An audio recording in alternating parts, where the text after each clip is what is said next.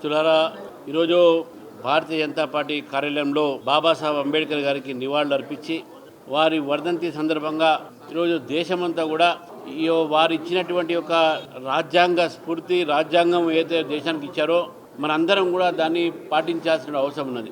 గత 60 సంవత్సరాలుగా భారతదేశంలో భారతీయ జనతా పార్టీ ప్రభుత్వం రాకముందు కాంగ్రెస్ పార్టీ అనేక సంవత్సరాలు ఈ దేశాన్ని పరిపాలించి ఈ దేశ రాజ్యాంగాన్ని బాబాసాహెబ్ అంబేద్కర్ గారు రాసినటువంటి ఒక రాజ్యాంగాన్ని ఉల్లంఘించి దాన్ని మార్చే ప్రయత్నం చేసి రాజ్యాంగంలో ఇచ్చినటువంటి ఒక మౌలిక అధికారాలని ఎమర్జెన్సీ విధించి కాలరాసినటువంటి ఒక ప్రభుత్వం కాంగ్రెస్ పార్టీ ప్రభుత్వం. దాదాపు 60 సంవత్సరాలు ఈ దేశాన్ని పరిపాలించిన తర్వాత కూడా బాబాసాహెబ్ అంబేద్కర్ గారికి భరతరత్న ఇవ్వాలనేటటువంటి ఆలోచన కూడా లేనిది కాంగ్రెస్ పార్టీ.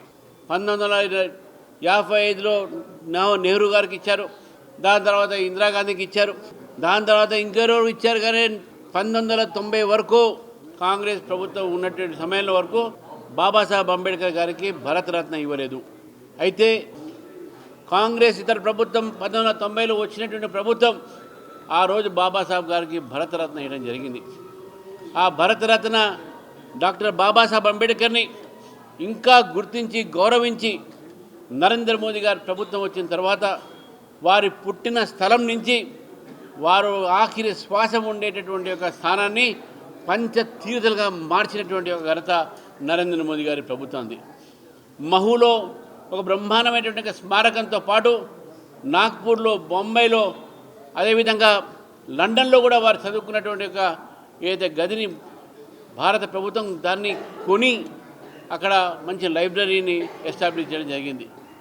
మరి బాబాసాహెబ్ అంబేద్కర్ గారి యొక్క రాజ్యాంగాన్ని గౌరవించేదే భారతీయ జనతా పార్టీ. భారతీయ జనతా పార్టీ గౌరవిస్తున్నది భారతీయ జనతా రాజ్యాంగ ఒక స్ఫూర్తిని కూడా బీజేపీ ప్రభుత్వం మాత్రమే తీసుకుపోతూ ఉంది. కానీ కాంగ్రెస్ పార్టీ జేబులో రాజ్యాంగం పెట్టి రాజ్యాంగాన్ని ఎక్కువసారి ఉల్లంఘించింది కూడా కాంగ్రెస్ పార్టీ. అయితే ఈరోజు బాబాసాహెబ్ అంబేద్కర్ గారి యొక్క పుణ్యతిథి నాడు మనందరం కూడా వారి యొక్క ఏవైతే రాశారో చెప్పారో, వారు ఒక లాయరే కాదు, ఒక లాయరు, ఒక టీచరు, ఒక ఫిలాసఫరు, ఒక డిప్లొమాటు, ఒక నాయకుడు. అయితే వారు ఒక దళితులకే నాయకుడు కాదు, దేశవ్యాప్తంగా దేశ ప్రజలకు నాయకుడు అని చెప్పేసి ఈరోజు బాబాసాహెబ్ అంబేద్కర్ మనకు గుర్తించాల్సిన అవసరం ఉన్నది.